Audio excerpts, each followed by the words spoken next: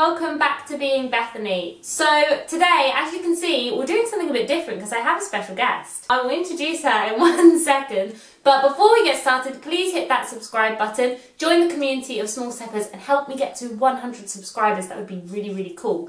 So yes, what are we doing today? Well, here's my twin sister, everyone. Let's call to the stage Alicia. Hello. Hello. Thanks for joining me. It's okay.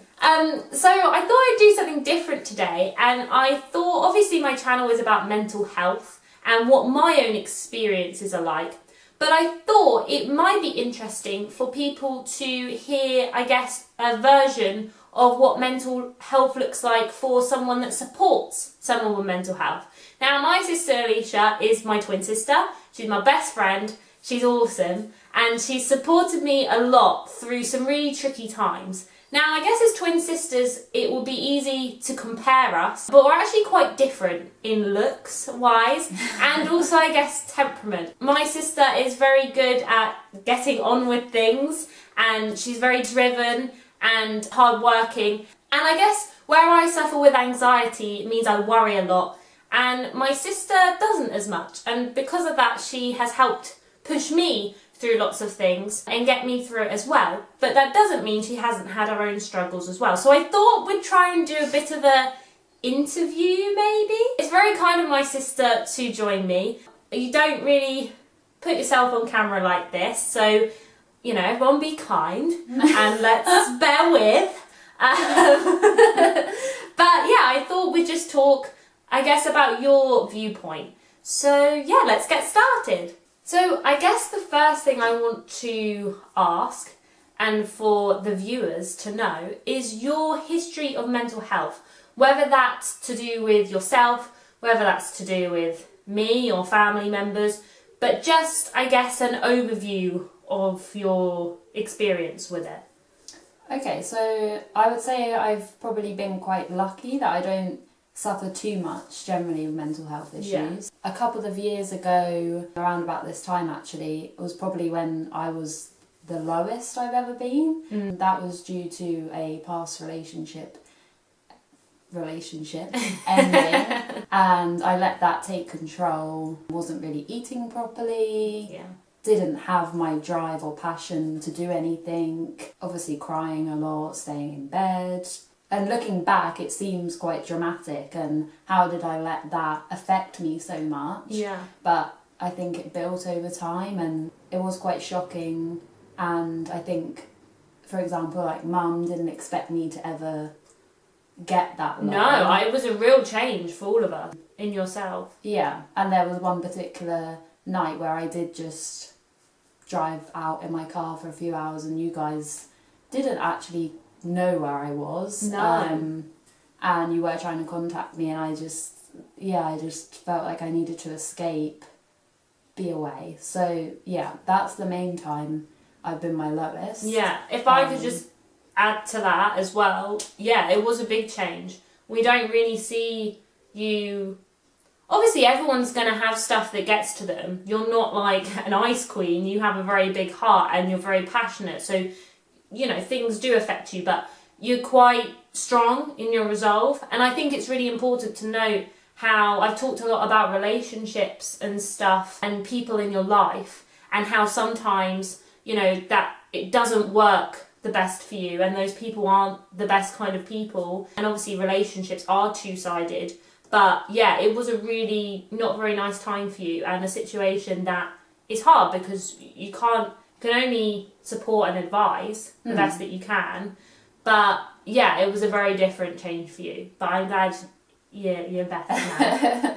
Yeah, and anxiety-wise, I'd say that's not something I struggle with on the level that you do. Yeah. Of course, we've said everyone gets nervous for things. And then just in terms of this last year with lockdown, you've touched upon it on your videos. And I think everyone struggled at some point. I think I had 1 month in particular where it was too much, and some people around me that are working, for example, Yeah, I'm still working, yeah. Mum is at work, Yeah. and my brother that lives here is at work, so it's just me in the house. Yeah. And I was finding it like other people weren't understanding you know, what do you want me to do every day? I can go for a walk, go for a run, tidy all the house, all these things that you've been doing for a whole year.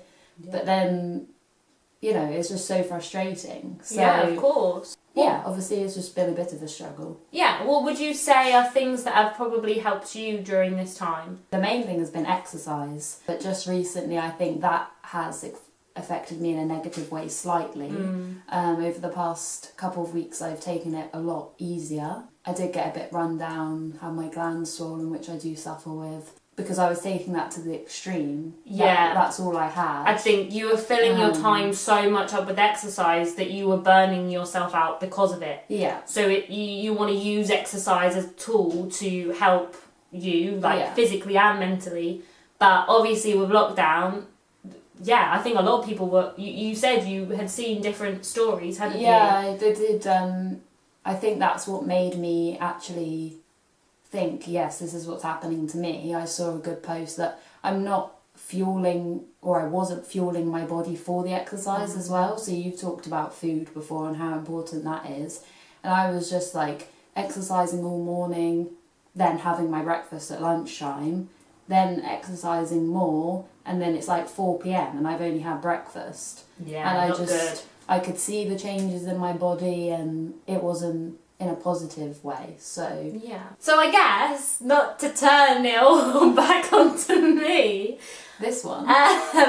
But obviously, as I've said on my channel, I have struggled with my mental health on and off for, I guess, quite a few years, but the biggest time was probably at uni, I'd say. Yeah. And I would say that I've always kind of struggled with anxiety, but my depression got really bad at uni. Again, because of various situations I was in, you know, whether that be away from home, certain people around that time, stress, you know, not looking after myself properly. I think all these things played a big part. So I guess what I want to ask you first is what you remember about that time, or anything you want to say initially about that time as a person who's trying to support someone with a mental health issue. And obviously we're twin sisters, so we have a unique bond.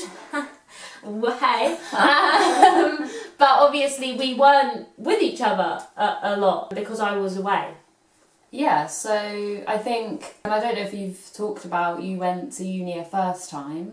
Yeah, I don't know if I mentioned that, yeah. I went to uni when I was 18 and it wasn't the right course for me, plus I got quite homesick, so I left, took like a whole year and a half out, worked, and then applied for uni, commuted first year, moved out second and third year. That's when I had my biggest, but I did get quite down the first time. Maybe uni just wasn't for me. Yeah, I do remember even that first time when we took you to your room, me and Mum, we knew as we came away and were driving home, it wasn't right. We didn't leave you like in a great state, but we thought, you know, we got to let you try. Yeah, of course. Obviously that didn't work out, but yeah, the second time around, we did think you were ready, and you know, you did the first year commuting. Yeah. Second year, yeah, move in with some people, and then slowly, yeah, things sort of spiraled, and yeah, just you know, it was phone calls every day, a big constant worry really for everyone in the family. Yeah, I was calling different people in the family at different points, I think. Which did make it tricky as well, because you know, I think sometimes we all didn't know the extent, because you know, one day she might call our brother Stefan, then it was me for a couple of days, and then, you know, our stories needed to sort of link. That's true, I haven't thought about that. Me and Mum did used to say, you know, oh, Stefan mentioned on the phone Bethany was down, or, but, like, you know, it wasn't consistent for us. And a big one was your room at uni. Yeah, I've talked about this. I love being organised and love tidiness and all of that. So Bethany's room at uni, I think she's shown a picture on here before. Yeah, if you haven't seen, I've made a video. It's the cleaning when you're depressed, and I show before and after. Yeah, so I would go to her uni place quite a few times and I tidied it. Yeah. And yeah, that was a struggle for me, just in terms of I would do it and I know that by the next weekend it would be awful again. And you've talked about before, it's just not good for your mental health, I don't think, to be living like that. You know, you couldn't see the floor, bedside table covered. Yeah, it was bad. And you got cups, plates, bowls. Yeah, it wasn't a great environment. But I think on the flip side to that, what I really appreciated and what I always will appreciate you for is the fact that you did come and you did help me, because I think and it was interesting what you said about the different phone calls to different people, and I think that was because I didn't want to be a burden on people. I didn't want to feel like I was constantly calling just one person. But it's interesting. They were long phone calls as well. They could be like, you know, talking through stuff for like an hour, 2 hours. And I guess if you're calling the same person every day from your point of view. Yeah, I just didn't. It was very hard for me sometimes to even make those calls. But it's interesting to hear the flip side for you is that it made it harder for you to know what was going on. But what I really do appreciate is the fact that you did come help me with my room, because I've talked about this before, and if you are in a position where you can do that, I know it must have been completely frustrating for you, but it really meant a lot to me, and it did help me at that time. And I just think that is a way that you can support someone, because when you're depressed, everything just becomes so much harder. And I've always struggled with being quite messy anyway. So I think I was so focused on just trying to get through my degree and using up all my energy on that everything else went out the window. So I do really appreciate that you came and you helped me, because I know other people around me kind of would tell me off about it, which would just make me feel 10 times worse, which I appreciate why they would. But at the same time, when you're already feeling really low and really not very good about yourself, it's just an extra layer. So thanks. I still do it now, but... She still helps me now, yeah. It hasn't really changed. So I guess what I want to ask you next is, for the people out there who has someone in their life who's struggling, what would be your tips? And what have you, I guess, learnt, if you want to put them together or not? But I guess to support someone with a mental health issue. I think the biggest one that comes to mind is patience. It's quite a test to, you know, how far that can go. How many times can I say this? How many times can I say this? But ultimately, it's going to take time, and it's quite a slow process. So, yeah, being very patient, listening. And yeah, I would say you were quite lucky in the sense of you've got a lot of people around you from different angles. So I'm quite like, Bethany, do this, Bethany, do that, which may seem harsh to some people, but sometimes she needed that. Whereas, you know, our older sister Karina is always there to listen and very soft and loving, and has similar, sometimes I think we think quite differently, which is completely fine. But I guess we just see life a bit more similarly, if that's the right word. Would you say that's fair to say? Yeah, and I just think it was quite nice for you to have that, whereas if someone did just have someone being quite harsh all the time, they might not take that well. So at least you had people from different angles. Yeah, I would, that is a good point as well. I was very lucky. I had lots of people, and I did have friends at uni as well who I could turn to and who really supported me, who obviously knew more about the goings on because they were there. So that was really good. But that is a very good point. I think if you find you that... need to find someone that's going to listen, because you don't want to be alone. Because I think, speaking from my point of view, when I got low, because my character is deal with it myself, keep it in, strong-ish, then when it did sort of happen, I was like, just escape. But did that help? Do you think? Well, probably it didn't achieve anything because you guys were just worried. Yeah. But it probably just helped me reset, because I like to be quite independent and have alone time anyway. So I guess knowing what the other person needs. Yeah. Yeah. Yeah.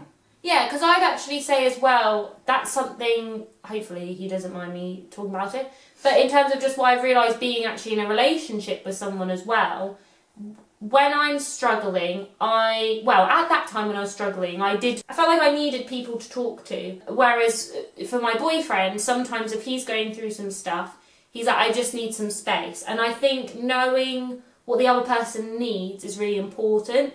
Listening to what they say. Obviously, you probably do have to be a bit careful if someone's completely isolating themselves.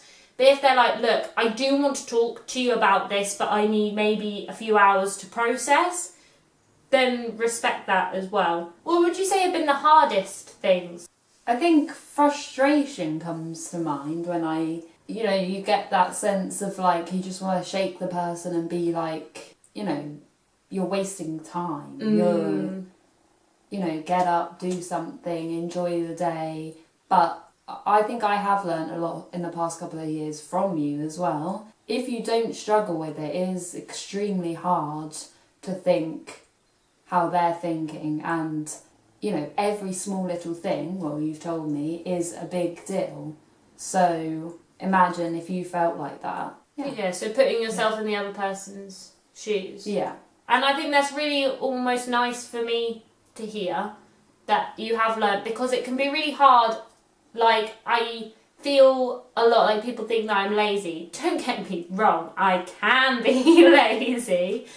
But yeah, I think that's a big misconception about mental health, especially with depression, that people are lazy. And it's not that. It's just that it can be so hard to just move and almost get through the sludge in your brain. And even just something like having a shower to me was a huge task. So yeah, I think that's probably something that is quite nice for me to hear that you realise, but also really important for other people. And I think that's the thing, if you haven't struggled yourself, then it can be very hard to really understand. And I think ultimately, in some sense or way, it will hit everyone at a certain time. So like you said, people haven't struggled with it, and then I just think it's part of life that something will happen in your life, or it triggers something, and you'll get it in some form. Yeah.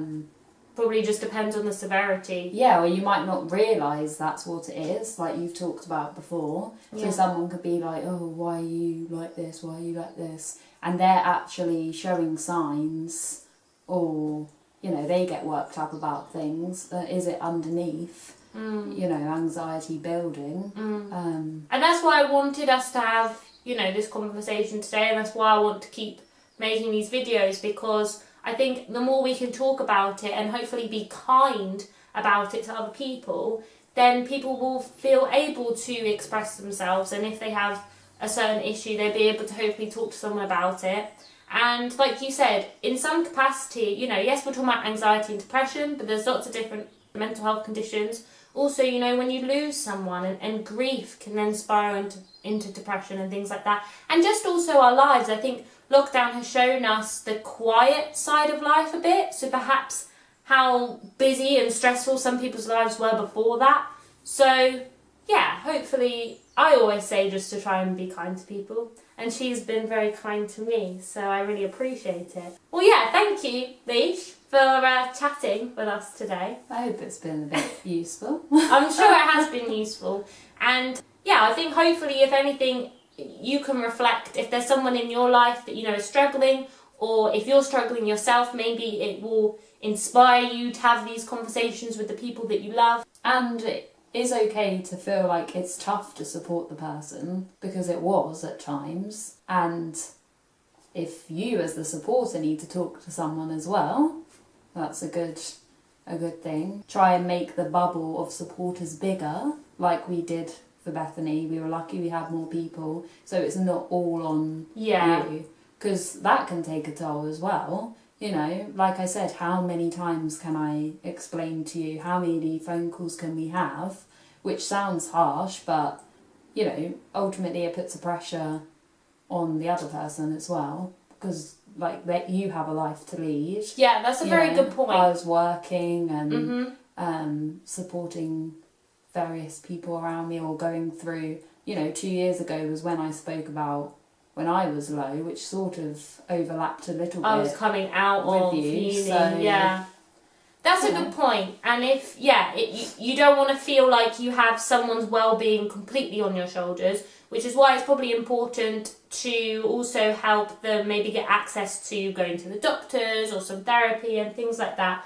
And like you said, maybe opening up the connections, because that's a really good point. You have to ultimately take care of yourself to then help other people. And we've talked about it in other videos about loving yourself and supporting yourself. So I think that's a very good point as well. Make sure then you don't suffer yourself. So if the supporter needs support, that's okay as well. Let's keep the chain of support going. Good point, well made. Yeah, so I've enjoyed speaking with you today, actually. We don't always just speak like this, because, you know, we do have fun, and like... She speaks at me. Hey. But yes, thank you. I appreciate you coming on to my video. It feels quite cool. I feel like, interview. Anyway, I'm rambling now. So yes, thank you very much, Alicia. I hope you guys have enjoyed today's video. If you have, please give it a like, comment and subscribe. That would be really, really kind. I hope everyone has a great week, and I'll see you very soon. Bye. Yeah. We go? Okay. Okay. As much as I have. Don't like that bit. Okay, so I guess the first... Do you look there or there? I would look in the camera, but from where I'm sitting, it's obviously not that direct. Yeah, look in the middle. Yeah, that's me. Cool. Thanks. Oh, that was good. Should we cut there? Yeah.